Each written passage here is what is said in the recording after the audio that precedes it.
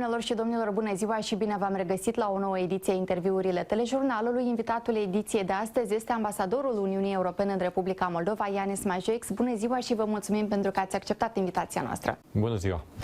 Domnule ambasador, pentru început suntem în ajun de 9 mai, Ziua Europei, zi în care marcăm unitatea și pacea în Europa. Iar în aceste zile în care avem un război crud la hotarul Uniunii Europene, care este mesajul dumneavoastră și cum păstrăm pacea și unitatea pe continentul european și în special în Republica Moldova? First, I must say that for the European continent, this has worked. For many decades, we have not had a war in Europe among countries that have been at war for centuries, so European Union as a peace project has clearly worked. At the same time, it's clear that we have failed to prevent a major war in our neighborhood in Ukraine, which has been submitted to Russian aggression just next door to the borders of Republica Moldova. So for now it is very important that we work together to re-establish peace, which means that we do what we what we have to do to support Ukrainian victory, so that this unjustified war can be finished, and when Ukraine and Republica Moldova can develop in peace, and which is also what we support here in Republica Moldova, so that you can have this peaceful development. Și care este mesajul dumneavoastră pentru toți cetățenii Republicii Moldova de Ziua Europei, pentru că nu putem să trecem cu vederea această zi importantă? I would like to congratulate all the citizens of Republica Moldova. You are part of the European family. We look forward to welcoming you in this European family as EU citizens, as citizens of a member state of the European Union, and we're ready to work with you together to advance this peace project jointly, EU and Republica Moldova. Și într-adevăr, Republica Moldova este determinată mai mult ca niciodată să avanseze pe calea integrării europene. Sunt văzute de la Bruxelles aceste eforturi ale Chișinăului? We see this very clear determination by the authorities of Moldova to advance on this European path as quickly as possible. We have seen these concrete deeds that the government has undertaken, or that the Parliament has undertaken, to reform the areas that have been highlighted by the European Commission as particularly problematic. And you know, there are many problematic areas that the country needs to work, but we have seen since the moment you applied for candidate country status that you have invested, the country has invested lots of work to provide all the necessary information, to take all the steps that are necessary to achieve those reforms, and sometimes we even have to slow them down, because for us it's not only important that you do take these steps, but you do them also through a good process, so that you do not have to redo those things later on. De-a lungul timpului, Republica Moldova a beneficiat de multe suporturi financiare, fie granturi, fie împrumuturi. Monitorizează Bruxelles cum sunt investiți toți acești bani? The European Union is the largest donor by far in the Republic of Moldova, and wherever I go I see this support. Just now I was in Gagauzi observing the elections of Bashkan, and of course you see these big things like the Comrade bypass, which any European country could be proud of. So yes, there's lots of money being invested in Republic of Moldova, and yes, we are very much monitoring this, because this is money of the European taxpayers. Vedeți rezultatele? Of course, this is the results which we see, and some of these are infrastructure projects that you can use as a driver or as a mother of a child who goes to a school which has been insulated with EU funds. Sometimes it is less visible, like our support to the independent media, so that they do not have to depend on shady sources of income. And sometimes it is also support that is through our own agents like Frontex, which is European border officials who are working side by side with the Moldovans every day. And all of this money is being monitored. And in fact, we have also put on our social media exactly what is this breakdown, because 1 billion euros, which has been mobilized since the fall of 2021, is indeed a lot of money. But for all of that, we have a special section at the delegation which is following not only that EU rules are observed, but also that there are no conflicts or interest or corruption on the Moldovan side. Și în 2 săptămâni la Chișinău este programată adunarea națională Moldova europeană, eveniment la care sunt așteptați 10.000 de oameni care doresc să-și manifeste dorința de a avansa, de a ajunge cât mai rapid Republica Moldova în familia europeană. Cum vedeți dumneavoastră acest meeting? I really hope that there will be a significant turnout for this meeting, because for us it is very much important that the government, the president, the parliament are supporting the European path of Moldova, but it is even more important to see that the citizens of the Republic of Moldova are supportive of this path, not because only of today, but also because this is a path that will take quite some time. Which means that it is also important that your politicians, not just for one party, but from all parties, see that this is what the citizens of Republic of Moldova want for themselves, want for the children of theirs to see as their future, so that there is this demand to continue this European course of integration, not just this year, not just next year, but in the rather many years to come. Și această adunare națională va avea loc cu doar 10 zile înainte de a fi organizat summitul Comunității Politice Europene.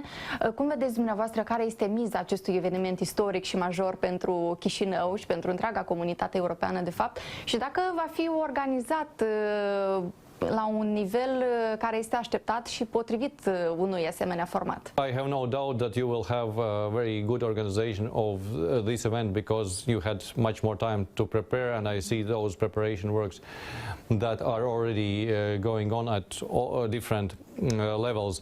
When it comes to the purpose of the meeting, I think that it has several purposes. One is it is a chance for Moldova to show that it's not just a contributor, but it's also a provider of its own to the European continent, because you will be gathering almost 50 heads of state and government from European countries, not just the European Union countries, and there they will be discussing issues that are important to Republica Moldova, but issues that are also important for the whole European continent, and of course to find the interlinkages between the European interests and the Moldovan interests. Then I think you can only gain more support also for your own goals like European integration. Și tot pe 1 iunie va fi lansată misiunea civilă a Uniunii Europene care trebuie să vină în Republica Moldova. S-a speculat foarte mult pe acest subiect. Vreau să ne spuneți dumneavoastră, ca oamenii să înțeleagă, care vor fi avantajele acestei misiuni. The Moldovan government had asked for the creation of such mission and also specified in which areas this support would be needed. And we had several preparatory missions to understand whether there was a real need, whether there was something that the EU could contribute. And now the decision has been taken. A mission is being established, EU partnership mission, which will be focusing on such area as hybrid threats, as cyber threats, as disinformation, malign foreign information activities. So it will be, on the one hand, it will be providing advice, but it will also have the possibilities to support Moldova through concrete actions, so it will not be just advisory missions, but this mission will be taking its shape in the coming months, so you will be definitely seeing more of it. Și un alt subiect de interes sunt sancțiunile care ar urma să fie aplicate de Uniunea Europeană în privința persoanelor care pun în pericol siguranța, securitatea și suveranitatea Republicii Moldova. Când am putea vedea și aplicarea acestor măsuri restrictive, acestor sancțiuni? Just now the decision has been been taken by the European Union to establish a sanctions framework for those who have and threatened the sovereignty of Republica Moldova, also when it comes to elections, when it also comes to shady dealings financially. So we have now the framework in place, and now the work is ongoing on establishing exactly the names who would fall under these criteria and who would then be sanctioned. So I can't predict when exactly this will have the first names on that list, but I assume that it will be rather soon, because this sanctions mechanism was also put in place quite quickly. În curând se face un an de când Republica Moldova a obținut statutul de țară candidat la aderare. Chișinăul are de îndeplinit 9 recomandări ale Comisiei Europene.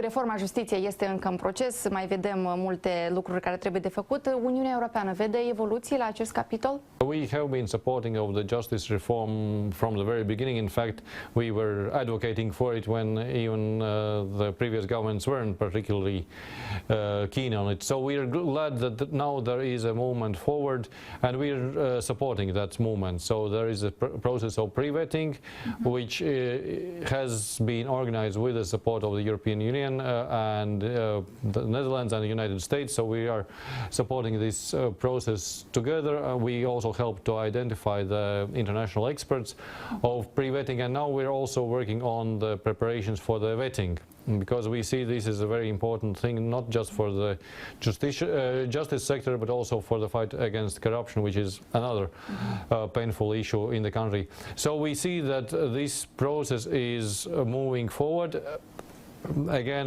with sometimes our own suggestion not to rush things, and sometimes it has been frustrating to the Moldovan authorities who have wanted to have faster progress, but we have seen that this pre-vetting process has achieved the first results. We have the first members of the Superior Council of Magistracy that have been endorsed by the Parliament and by the General Assembly of Judges.